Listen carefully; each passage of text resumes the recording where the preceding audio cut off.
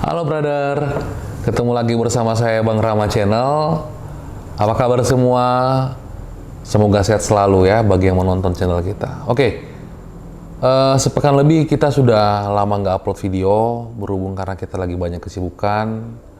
Dan sekarang baru ada kesempatan kepada teman-teman untuk bisa bergabung lagi, memberikan beberapa informasi tentang seputar fotografi.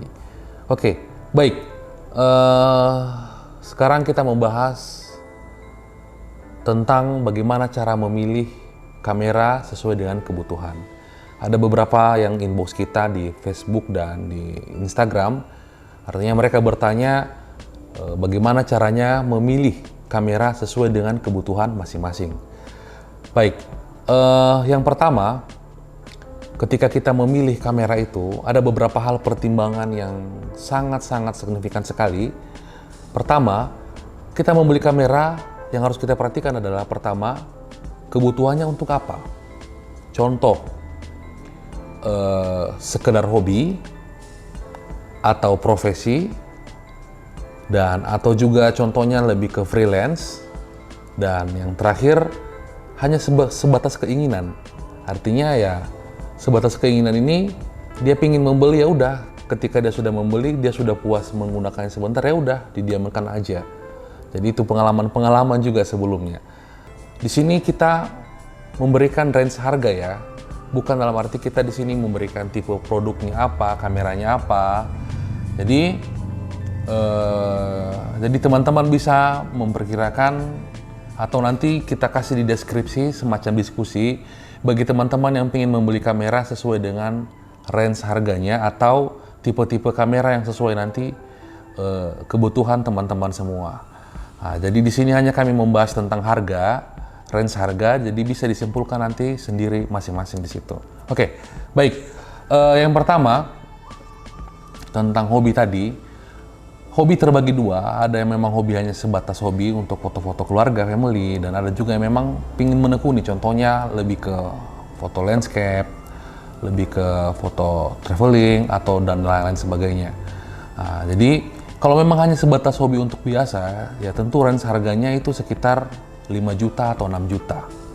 Nah, jadi mengapa saya bilang itu? Karena sesuai dengan kebutuhan yang sederhana saja. Sedangkan kalau memang kebutuhan range-nya contohnya gini, dia lebih ke hobi, traveling, atau yang saya bilang tadi landscape, tentu juga itu range-nya, variannya, harganya itu kurang lebih dasar 10 juta ke atas. Artinya mengapa? Karena dibutuhkan kamera yang memang fungsinya jauh lebih di atas yang saya bicarakan tadi dari awal. Mengapa? Karena di situ dibutuhkan juga kamera yang agak semi profesional. Next, berikutnya dengan kamera yang profesi. Nah, kamera profesi, contoh yang di hadapan saya ini adalah kamera Sony A6400 dengan lensa 55 f1.8. Nah, tentu kamera ini memang sangat berfungsi dalam hal profesi saya sebagai fotografer dan sebagai juru kamera. Mengapa? Saya ketika saya ngejob, saya lebih menggunakan kamera yang tipe-tipe seperti begini. Mengapa? Karena dia kamera yang khusus untuk A6400 ini, dia dua fungsi. Selain dengan hasil foto yang bagus, dia juga mempunyai hasil video yang sangat bagus dan sangat keren. Nah, jadi makanya juga saya menggunakan kamera ini karena memang fungsinya sangat mendukung dengan kebutuhan saya, dengan keperluan saya. Dan berikutnya sebatas freelance. Nah, jadi saya kembali tadi kepada kebutuhan saya. Jadi dengan harga range kebutuhan saya sebagai fotografer dan juru kamera, itu range harganya itu 15 juta ke atas dan bahkan lebih. Mengapa? Karena memang kita dituntut untuk harus profesional dalam menggunakan alat. Tergantung juga sih sebenarnya. Ada juga itu memang ya dia membeli kamera itu karena selain hobi dengan pekerjaan dan juga job, ya otomatis ya dia juga membeli harga yang memang cukup mahal. Artinya flashbacknya dengan harga nanti ketika kita di lapangan, ya itu tidak jadi masalah. Tapi ya ada juga yang memang memperhatikan, dalam arti gini, kita membeli kamera, kita sesuaikan juga dengan bagaimana hasil atau biaya budget di daerah kita tersebut. Nah, jadi ada 2 terbagi lagi tipe yang tadi. Oke. Nah, next sebatas freelance. Nah, freelance ini juga artinya bukan sebatas pekerjaan utama, hanya ketika dia membutuhkan, contoh ada yang butuh acara-acara singkat, acara-acara contoh yang seperti bisa dikatakan juga private atau acara pesta yang memang hanya untuk sebatas freelance, bukan pekerjaan utama. Nah, range harganya itu juga bisa dikatakan 10 juta ke atas, karena itu juga kembali pada hasil yang bagus. Contohnya, mengapa saya bilang range harga ke 10 juta ke atas?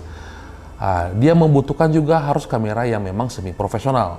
Contoh, dia membutuhkan semi profesional ini artinya kamera-kamera yang memang megapikselnya contohnya di atas 24 megapiksel atau setidaknya net ke 24 megapiksel.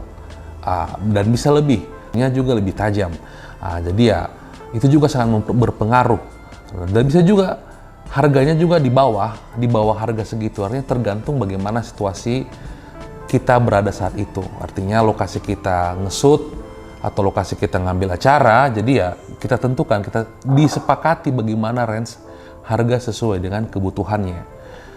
Dan yang terakhir kebutuhan tentang, contohnya gini, ada orang memang hanya sebatas keinginan. Jadi ya sebatas keinginan, ya hanya sebatas keinginan semata aja. Ya jadi ya itu range harga sih ya bebas. Mengapa saya bilang bebas? Ya bisa mengambil range harga dari 5 juta ke bawah, 6 juta ke bawah, dan bisa juga 6 juta ke atas. Contohnya dari 6 juta ke 10 juta. Artinya tergantung keinginannya saat itu. Jadi ya saran saya sih kepada teman-teman ya, membeli kamera itu sesuaikan dengan kebutuhannya. Harus diperhatikan kebutuhannya itu apa dan keperluannya itu apa, dan disesuaikan juga dengan kebutuhannya itu untuk apa digunakan. Ya kalau hanya sebatas hobi ringan dalam arti ya hanya sebatas hobi untuk foto-foto keluarga, ya foto-foto keluarga, family dan lain sebagainya, foto-foto teman ya udah range harganya itu kisaran dari 3 juta ke 5 juta ya, dan mungkin agak lebih sedikit tapi range harganya ke situ. Tapi ketika dia lebih menekuni hobinya ya bisa range harganya itu adalah dari dasar 5 ke 10 juta ke atas.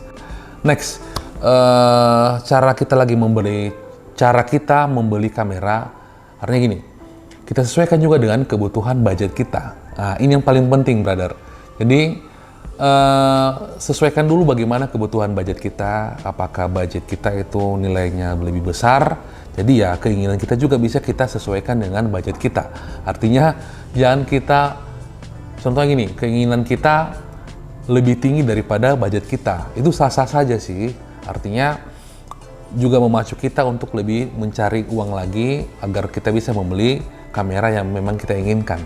Namun di sini kita bahas artinya sesuaikan dengan budget yang ada untuk saat itu.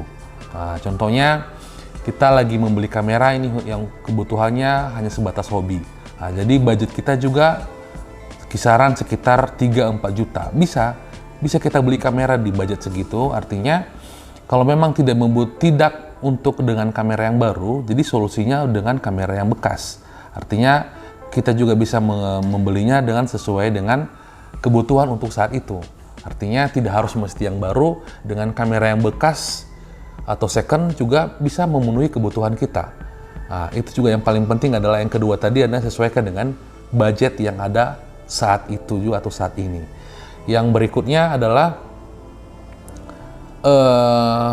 ketika kita membeli kamera, kita sesuaikan juga dengan nilai jual kamera ke depan. Mengapa saya katakan demikian?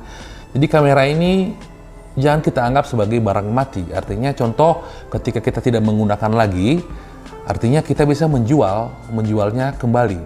Ya, artinya kita lihat bagaimana nilai jualnya kamera tersebut ketika kita tidak membutuhkannya atau kita ingin upgrade kamera lagi ke depan. Jadi harus kita sesuaikan kamera tersebut. Dan yang terakhir,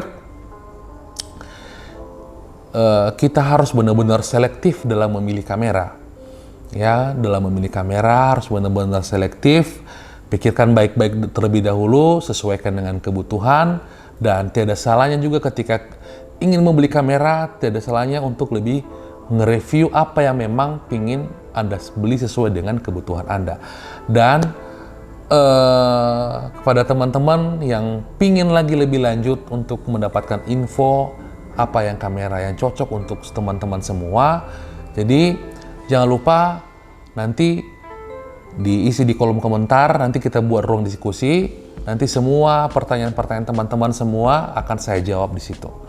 Sekian dulu video kali ini, jangan lupa like, subscribe, dan aktifkan notifikasi lonceng supaya teman-teman tidak ketinggalan video-video yang akan kami upload berikutnya. Sampai ketemu, salam jepret,